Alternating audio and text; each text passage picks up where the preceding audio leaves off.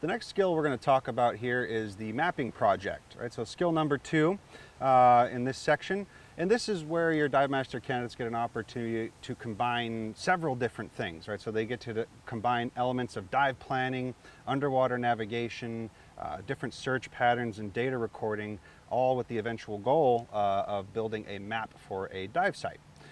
So here, obviously, again, you have your instructor manual, which lets you know exactly what they need to do, complemented by your guide to teaching and obviously your slates and your candidate slates to help you when you get on site with filling in some of the last minute details here.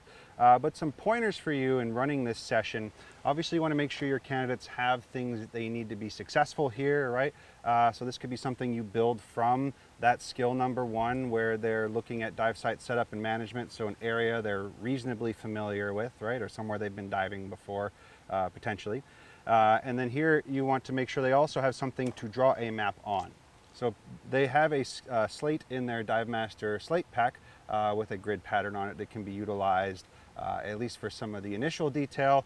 You could also, as part of their Dive Master package, sell them a blank slate that's a little bit larger, or some people like the wrist slates or whatever it might be, as long as it's going to be a useful tool for them to draw a map with, right? Some items here to make a map of a dive site. You're going to want to assign, where you can, different sites to your buddy teams if possible. Again, you can have them all work towards building a map for a single location. But again, it's nice to have different ways of looking at different sites so you can discuss different techniques for them as well, right? So the different bottom topographies, entry points, that kind of thing. So you want to try and select sites that candidates aren't necessarily overly familiar with, emphasizing the importance of dive planning and good communication with their buddy in terms of different roles and expectations on the dive, so that goes smoothly, right? So getting them to really start to think like Dive Master candidates.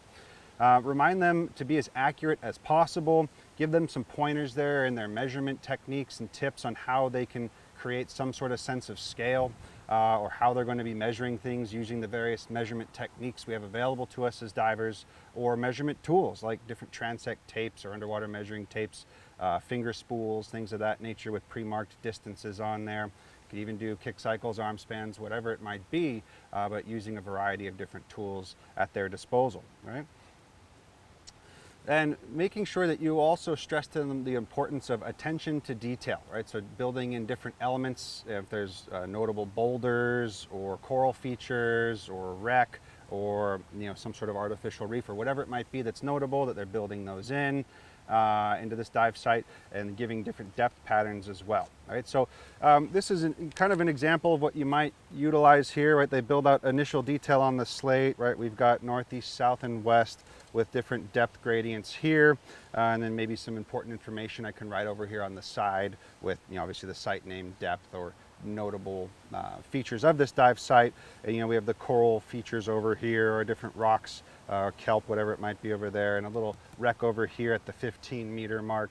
And then what they can then do is take this and then make it an even more beautiful map a little bit later, right, once they get back on land, right? But they want them to have initial detail that would make sense to you or I as their instructor, but also hopefully to them as the candidate to be able to use this as a map, right, as a functional map.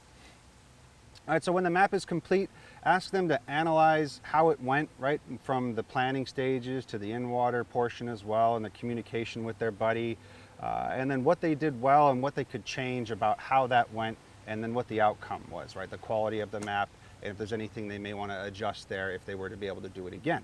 Right, so again, this is another one that if you have opportunity to have multiple exposure points to throughout the program, that's ideal to give them increased familiarity with the process and overall an increased sense of comfort in developing maps as dive masters.